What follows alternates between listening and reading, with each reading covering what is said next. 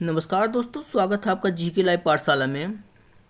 UP triple SC PT के लिए हम लोग घटना चक्री 2 सीरीज सॉल्व कर रहे हैं। देखिए, आप लोग यूपी ट्रिपल एससी की कोई भी एग्जाम रहे हैं तो इसके लिए सबसे अच्छी बुक आपकी घटना चक्री होती है, तो इस बात को आप लोग ध्यान में रखिएगा। और ये प्रैक्टिस सेट, जितने भी प्रैक्टिस सेट हम लोग करवा चुके हैं, सबसे बेस्ट प्रैक्टिस सेट है। और इसमें जो भी क्वेश्चन दिए गए हैं सभी के सभी सिलेक्टेड क्वेश्चन हैं, एक से बढ़ के एक अच्छे से क्वेश्चन इसमें दिए गए हैं। तो इससे पहले 2 सेट आप ऑलरेडी सॉल्व हो चुका है, तो उसे आप लोग जरूर देखिएगा। ये है आपका तीसरा सेट है, तो प्लीज़ वीडियो को लाइक कीजिएगा और चैनल को सब्सक्राइब कीजिएगा। चलिए शुरुआत करते हैं पहले क्वेश्चन से लेकर। क्वेश्चन दिया गया आपका, बिंदुसार किसका पुत्र था? तो सही जवाब बनता है आपका ऑप्शन नंबर सी, यहाँ से सही बनता है आपका चंद्रगुप्त मौर्य का था। बिंदुसार जो है पुत्र था। आगे देखते हैं, त्रिपिटक किसकी पवित्र पुस्तकें हैं? तो सही जवाब बनता है बौद्ध धर्म की जो पुस्तकें हैं इन्हें त्रिपिटक कहा जाता है। आगे देखते हैं, पाल साम्राज्य का प्रथम शासक कौन था?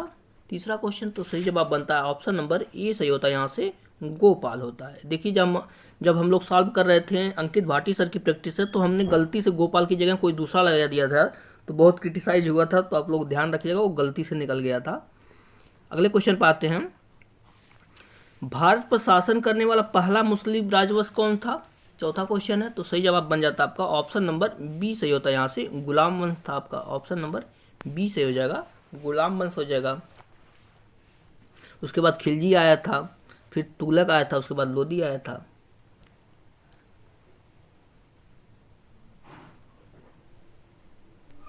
आगे देखते हैं, शिवाजी महाराज के शासनकाल में मंत्री परिषद को किस नाम से जाना जाता था? पांचवा क्वेश्चन है, तो सही जवाब बनता है आपका ऑप्शन नंबर डी, यहाँ से बनता है अष्ट प्रधान बनता है आपका। अष्ट प्रधान थे शिवाजी के दरबार में। आप लोग कमेंट में बताइए अष्ट दिग्गज किसके दरबार में रहते थे। और नवरत्न तो आपको पता ही है, अकबर के दरबार में रहते थे। और नवरत्न एक राजा के और दरबार में नवरत्न रहते थे, तो उसे भी आप लोग कमेंट में बताइए किसके दरबार में नवरत्न रहते थे। आगे देखते हैं, प्रार्थना समाज के संस्थापक निम्नलिखित में से कौन थे? छठवां क्वेश्चन है, तो इसका सही जवाब बनता है आपका ऑप्शन नंबर बी बनता है आपका आत्माराम पांडुरंग जो थे, यह प्रार्थना समाज के आपके संस्थापक थे। ऑप्शन नंबर बी यहाँ से सही बनता है। अगला क्वेश्चन है, काकोरी षड्यंत्र मामला किस वर्ष में हुआ था? सातवां क्वेश्चन है, तो सही जवाब बनता है 1925 में हुआ था। 1925 में होता है। देखिए, इसका नाम काकोरी ट्रेन डकैती से आपका बन गया, आपका काकोरी एक्शन बन गया, आपको पता ही है। तो ऑप्शन नंबर ये सही हो जाता है। अगले क्वेश्चन पाते हैं, सुभाष चंद्र बोस ने निम्नलिखित में से किस पार्टी की स्थापना की थी? आठवां क्वेश्चन है, तो इसका सही जवाब बनता है आपका ऑप्शन नंबर डी, यहाँ सही होता है आपका फॉरवर्ड ब्लॉक की स्थापना सुभाष चंद्र बोस जी ने की थी। ऑप्शन नंबर डी सही हो जाता है। अगला क्वेश्चन देखते हैं, वह कौन सा अधिनियम था जिसने भारत में सत्ता ब्रिटिश ईस्ट इंडिया कंपनी से ब्रिटिश क्राउन में स्थानांतरित की थी? नवा क्वेश्चन है, तो सही जवाब बनता है आपका ऑप्शन नंबर ए, यहाँ सही होता है आपका भारत सरकार अधिनियम 1858 था आपका। सही जवाब ऑप्शन ए होता है भारत सरकार अधिनियम 1858। आते हैं अगले क्वेश्चन पर। दिया गया आपका, स्वराज पार्टी के निर्माण में मोतीलाल नेहरू के साथ निम्नलिखित में से किसकी प्रमुख भूमिका थी? बेसिकली पूछा गया कि स्वराज पार्टी की स्थापना किस किसने मिलकर की थी, तो एक तो मोतीलाल नेहरू थे, दूसरे कौन थे? तो दूसरे थे आपके चित्तरंजन दास जी थे। ऑप्शन नंबर डी सही हो जाएगा, यहाँ से चित्तरंजन दास। अगला क्वेश्चन देखते हैं। दिया गया आपका, भारत में सर्वाधिक जैव विविधता पाई जाती है, कहाँ पर पाई जाती है? तो सही जवाब बनता है आपका ऑप्शन नंबर सी सही है आपका शांत घाटी में। ऑप्शन सी सही हो जाता है यहाँ से शांत घाटी में। अगला क्वेश्चन है, कहाँ भागीरथी और अलकनंदा मिलकर गंगा नदी का निर्माण करती हैं? तो जो भागीरथी और अलकनंदा नदियाँ जो होती हैं उत्तराखंड में, जो एक दूसरे से मिलती हैं, वहीं पे से आपका इसका नाम गंगा नदी पड़ता है। तो उस स्थान का क्या नाम है जहाँ पर दोनों नदियाँ मिलती हैं? तो इसका सही जवाब बनता है आपका देवप्रयाग में मिलती हैं आपकी। ऑप्शन नंबर बी सही हो जाएगा आपका देवप्रयाग में। आगे देखते हैं नेक्स्ट क्वेश्चन। दिया गया है, कौन सा ग्रह सबसे ज्यादा चमकीला है? 13 नंबर का क्वेश्चन, तो सही जवाब हो जाता है आपका शुक्र ग्रह जो होता है वो सबसे ज्यादा चमकता है आपका। ऑप्शन नंबर बी सही हो जाएगा। अगला क्वेश्चन देखते हैं, दुनिया की सबसे बड़ी ताजे पानी की झील कौन सी है? 14 नंबर क्वेश्चन है, तो इसका सही जवाब बनता है ऑप्शन नंबर ए, यहाँ सही हो जाएगा। लेक सुपीरियर जो है वह दुनिया की सबसे बड़ी ताजे पानी की झील है, ऑप्शन ए सही हो जाएगा। अगला क्वेश्चन है, दक्षिण भारत की सबसे ऊंची चोटी कौन सी है? तो सही जवाब बनता है आपका अन्नामुड़ी सबसे ऊंची चोटी है। अन्नामलाई की चोटी है जो है, उसके ऊपर जो अन्नामुड़ी पर्वत है वह सबसे ऊंची चोटी है। आगे देखते हैं, हिंदू रेट ऑफ ग्रोथ शब्द किससे प्रस्तावित है? इसका सही जवाब बनता है ऑप्शन नंबर ए, राज कृष्णा से प्रस्तावित है आपका, ऑप्शन नंबर बी सही हो जाएगा।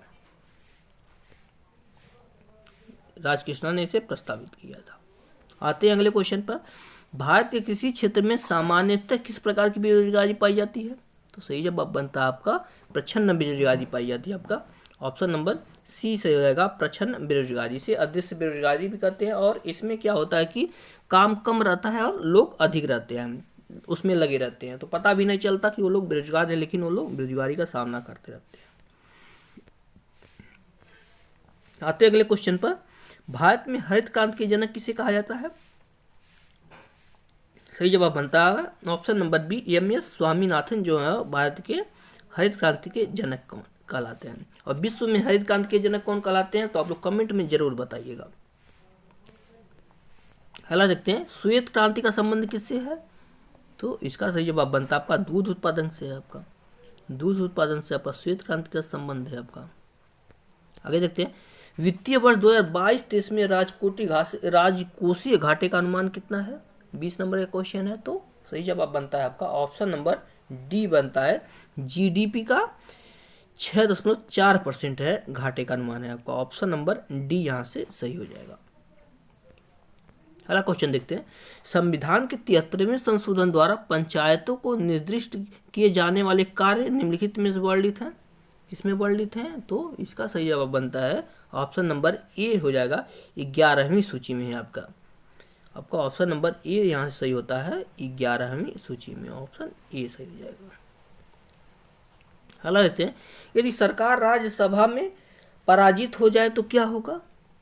सही जवाब हो जाएगा आपका ऑप्शन नंबर डी सही हो जाएगा। उपयुक्त में से कुछ नहीं होता है, क्योंकि जो भी होता है वह लोकसभा के द्वारा होता है, आपका राज्यसभा से कुछ नहीं होता है, तो ऑप्शन नंबर डी सही हो जाएगा।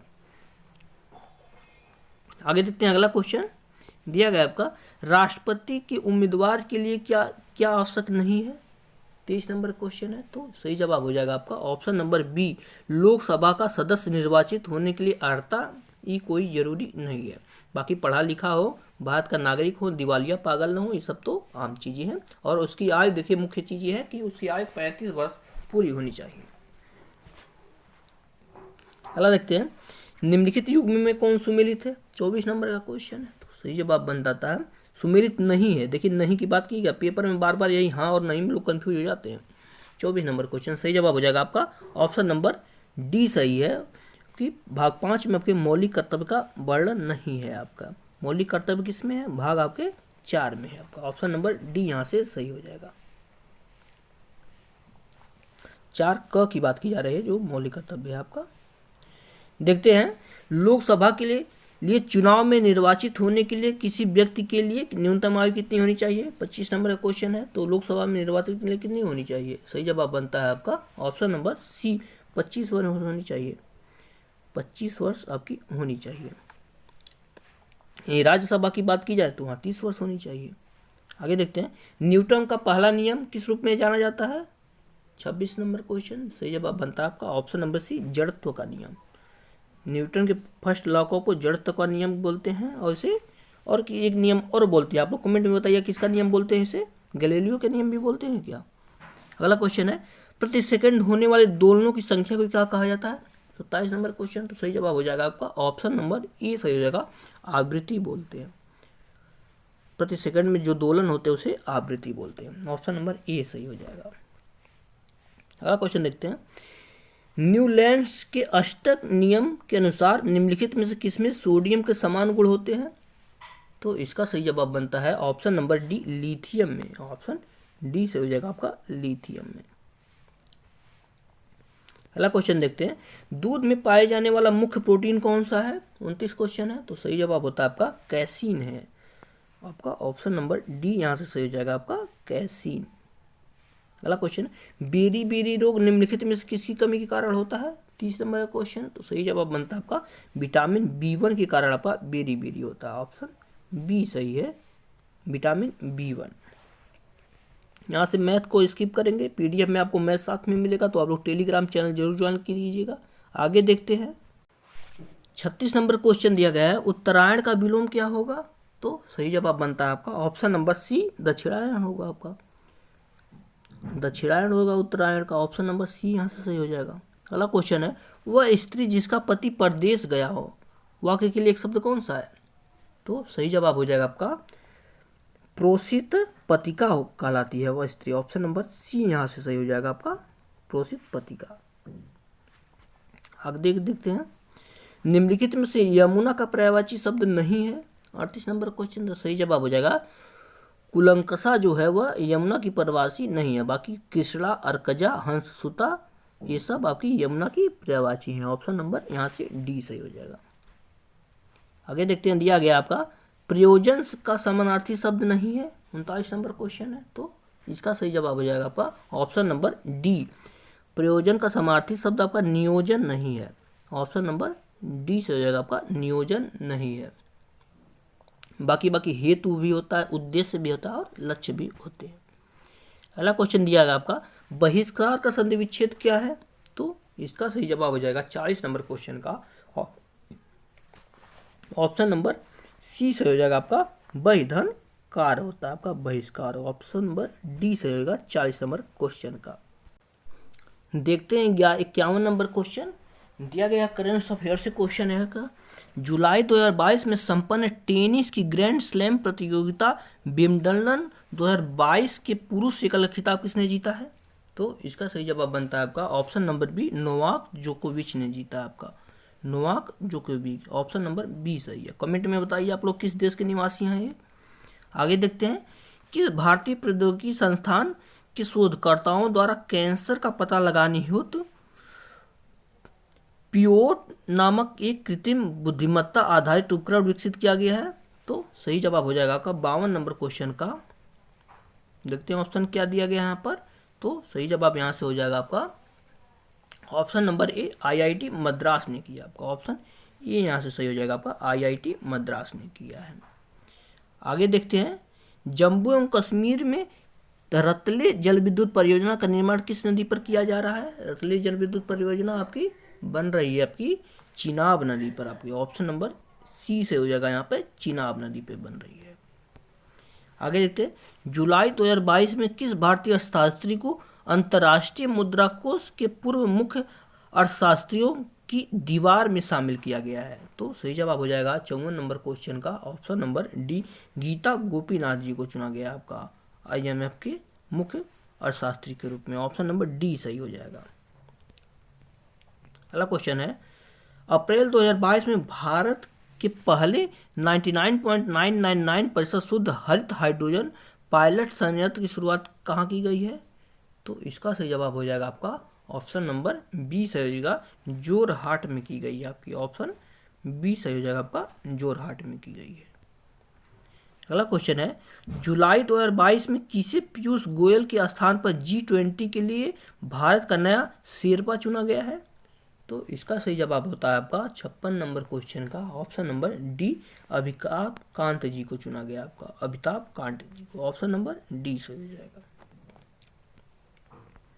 अगला क्वेश्चन देखते हैं, मई 2022 में जारी विश्व प्रेस स्वतंत्रता सूचकांक 2022 में भारत किस स्थान पर रहा है? 57 नंबर क्वेश्चन है। तो सही जवाब हो जाता है आपका ऑप्शन नंबर बी, 150वें स्थान पर रहा। ऑप्शन बी यहाँ से सही होता है आपका 150वें स्थान पर रहा है। अगला देखते हैं, 3 मार्च 2022 को क्वाड नेताओं के वर्चुअल शिखर सम्मेलन का आयोजन संपन्न हुआ। क्वाड समूह में कौन सा देश शामिल नहीं है? 58 नंबर क्वेश्चन है। तो सही जवाब बनता है आपका ऑप्शन नंबर डी, इसमें से न्यूजीलैंड जो है वह क्वाड देश में नहीं आता, बाकी अमेरिका है, भारत है और जापान है क्वाड देश के सदस्य। अगला क्वेश्चन देखते हैं, मई 2022 में भारत में बंगाल की खाड़ी में चक्रवात असानी निर्मित हुआ। इस चक्रवात का नाम असानी किस देश ने रखा था? सही जवाब हो जाएगा आपका 59 नंबर क्वेश्चन का ऑप्शन नंबर ए सही हो जाएगा आपका, श्रीलंका ने रखा था। ऑप्शन ए सही हो जाएगा, श्रीलंका। अगला देखते हैं, मार्च 2022 में ताल ज्वालामुखी में विस्फोट हुआ। यह ज्वालामुखी किस देश में स्थित है? ताल ज्वालामुखी की बात कर रही है। तो सही जवाब हो जाता है आपका 60 नंबर क्वेश्चन का ऑप्शन नंबर सी, फिलीपींस में स्थित है आपका। ऑप्शन सी से हो जाएगा आपका, फिलीपींस में। अगले क्वेश्चन पर आते हैं, निम्नलिखित में से कौन सा भारत का शास्त्रीय नृत्य नहीं है? 61 नंबर क्वेश्चन। तो सही जवाब बनता है आपका भांगड़ा जो है वो आपका शास्त्रीय नृत्य नहीं है। देखिए शास्त्रीय नृत्य नहीं, सिर्फ शास्त्रीय नृत्य की बात की है, बाकी कथकली हो गया, ओडिसी हो गया, मोनी अष्टम हो गया, सभी के आपके शास्त्रीय नृत्य हैं। आपके कुचिपुड़ी भी आपकी शास्त्रीय नृत्य है। आगे देखते हैं, क्षेत्रफल की दृष्टि से भारत का सबसे बड़ा राज्य कौन सा है? तो सही जवाब बनता है आपका राजस्थान जो है क्षेत्रफल की दृष्टि से भारत का सबसे बड़ा राज्य है आपका। ऑप्शन नंबर सी सही है 62 नंबर क्वेश्चन का। आगे देखते हैं हम 3 number question, Vivekananda rock memorial Bharat में किस राज्य में स्थित है? 3 नंबर क्वेश्चन है। तो सही जवाब बनता है ऑप्शन नंबर बी, यहाँ सही जाएगा आपका, तमिलनाडु में स्थित है विवेकानंद रॉक मेमोरियल। आगे देखते हैं, विक्रम साराभाई अंतरिक्ष केंद्र कहाँ स्थित है? 64 नंबर क्वेश्चन है। तो सही जवाब बनता है आपका ऑप्शन नंबर डी, तिरुवनंतपुरम में स्थित है। ऑप्शन डी यहाँ से सही हो जाएगा आपका, तिरुवनंतपुरम। आगे देखिए, सूची फर्स्ट सूची सेकंड से सुमेलित करना है। 65 नंबर क्वेश्चन है। तो सही जवाब यहाँ से बनेगा, दिया गया आपका, यहाँ से देखते हैं, अजमत अली खान जो है वह है आपके एक सरोद वादक है। अली हुसैन जो है इनका संबंध किससे है? इनका आपका शहनाई वादक से। हरिप्रसाद चौरसिया जो हैं ये आपके बांसुरी वादक से संबंध, इनका संबंध है। और अल्लाह रखा जो हैं ये आपके तबला वादक हैं। तो इस तरह से आपका ऑप्शन नंबर सी सही हो जाता है। पहले का दूसरा से मिलाएंगे, दूसरे का चौथा से, तीसरे का पहला से और चौथे का तीसरा से मिलाएंगे। ऑप्शन नंबर सी सही हो जाएगा। अगले क्वेश्चन पर आते हैं, इंडोनेशिया की मुद्रा क्या है? 66 नंबर क्वेश्चन। सही जवाब बनता है तो रुपया है इंडोनेशिया की मुद्रा आपका। ऑप्शन नंबर बी सही हो जाएगा, रुपया है आपका। आगे देखते हैं, इंडोनेशिया ने हाल ही में अपनी राजधानी परिवर्तन किया है। तो आप लोग बताइए कौन सी राजधानी इसकी हुई है? आगे देखते हैं, मई 2022 में इंटरनेशनल बुकर प्राइज 2022 किसने जीता है? 67 नंबर क्वेश्चन है। तो सही जवाब बनता है आपका ऑप्शन नंबर डी से हो जाएगा आपका, गीतांजलि श्री ने जीता आपका इंटरनेशनल बुकर पुरस्कार। आपका ऑप्शन नंबर डी सही हो जाएगा। अगला क्वेश्चन देखते हैं, मई 2022 में संपन्न हुई यूईएफए चैंपियंस लीग 2021-22 का खिताब किस फुटबॉल क्लब ने जीता है? 68 नंबर क्वेश्चन है। तो सही जवाब बनता है आपका option number B, Real Madrid ने जीता है। ऑप्शन बी यहाँ से सही हो जाएगा आपका, रियल मैड्रिड। अगला क्वेश्चन देखते हैं, जून 2022 में आबू धाबी में आयोजित 22वें अंतर्राष्ट्रीय भारतीय फिल्म अकादमी पुरस्कार IIFA वितरण समारोह में किस फिल्म को सर्वश्रेष्ठ फिल्म का पुरस्कार प्रदान किया गया? 69 नंबर क्वेश्चन है। तो सही जवाब बनता है आपका ऑप्शन नंबर सी सही बनता है आपका, शेरशाह ने जीता आपका। ऑप्शन नंबर सी से हो जाएगा आपका, शेरशाह ने। आगे देखते हैं 70 नंबर क्वेश्चन, प्रतिवर्ष विश्व खाद्य सुरक्षा दिवस कब मनाया जाता है? तो सही जवाब बन जाएगा आपका 7 जून को मनाया जाता है। ऑप्शन नंबर ए से हो जाता है यहाँ से, 7 जून को मनाया जाता है खाद्य सुरक्षा दिवस। यहाँ से नीचे आपको गद्यांश दिया गया है, पढ़ के आपको आंसर बताना है। देखते हैं क्या दिया गया है। दिया गया गद्यांश आपका, लघु उद्योग उन उद्योगों को कहा जाता है जिनके समारंभ एवं आयोजन के लिए भारी भरकम साधनों की आवश्यकता नहीं पड़ती है।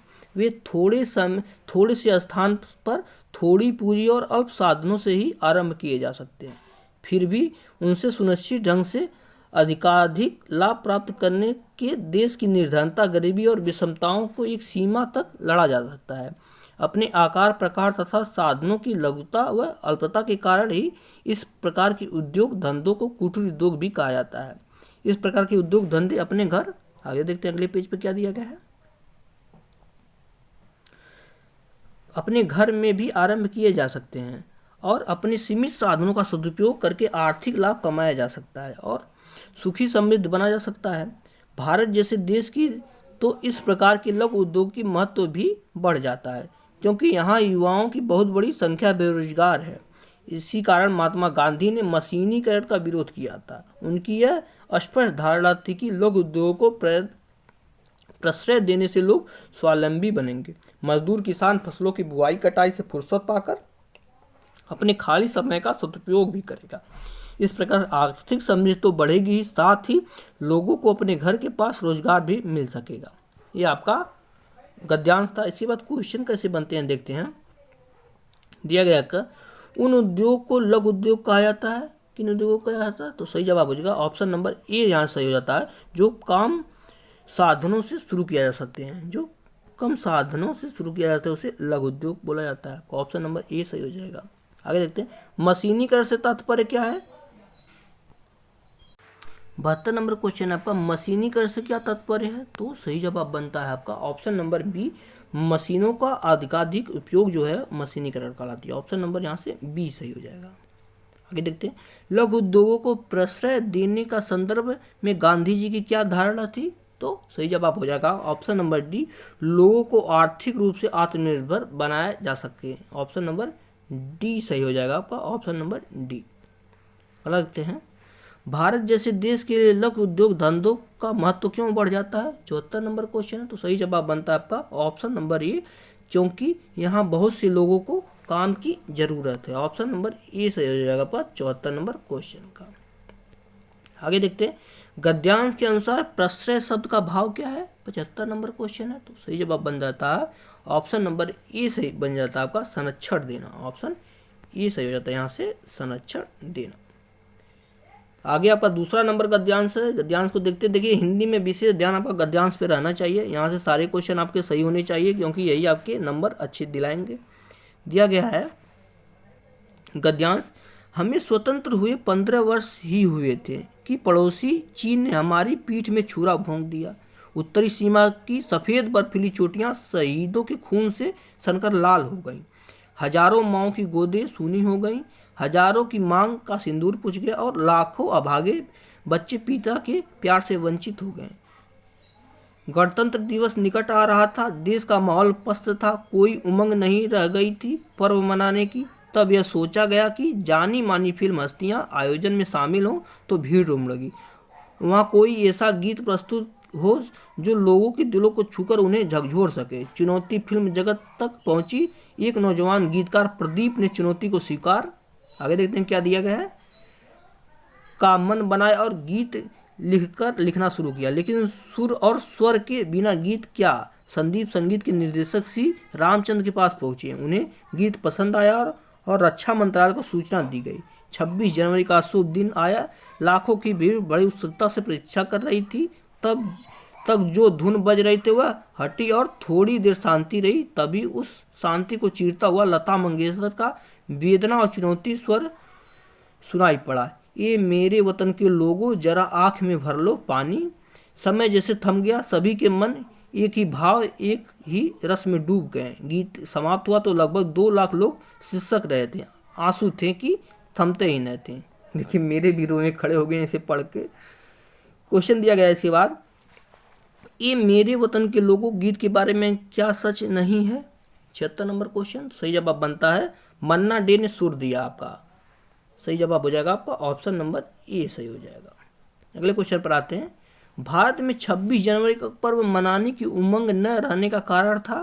सही जवाब हो जाएगा आपका 77 नंबर क्वेश्चन का ऑप्शन नंबर डी सही हो जाएगा आपका हजारों युवकों का शहीद होना। ऑप्शन डी सही होता है यहाँ से 77 नंबर क्वेश्चन।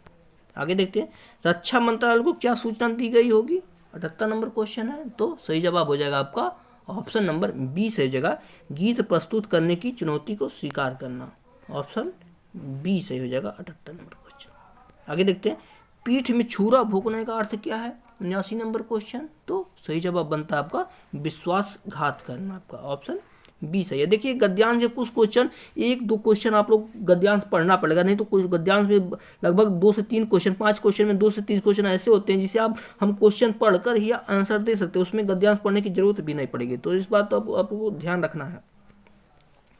आगे देखते हैं, जानी मानी फिल्मी हस्तियों को बुलाने का निर्णय क्यों लिया गया? तो सही जवाब बनता है आपका भीड़ को जुटाने के लिए। आपका ऑप्शन नंबर ए यहाँ से सही होता है। तो आपका यहाँ से तीसरा आपका सेट समाप्त होता है। मैथ का जो है आपको PDF उसके साथ मिलेगा, तो वहाँ से आप लोग देख लीजिएगा। प्लीज़ वीडियो को लाइक कीजिएगा, चैनल को सब्सक्राइब कीजिएगा, और यहाँ इस बात को ध्यान रखिए कि जो भी प्रैक्टिस है सबसे बेस्ट आपका घटना चक्र ही है, तो घटना चक्र की बुक आप लोग जरूर पढ़िएगा। धन्यवाद, मिलते हैं अगले सेट में।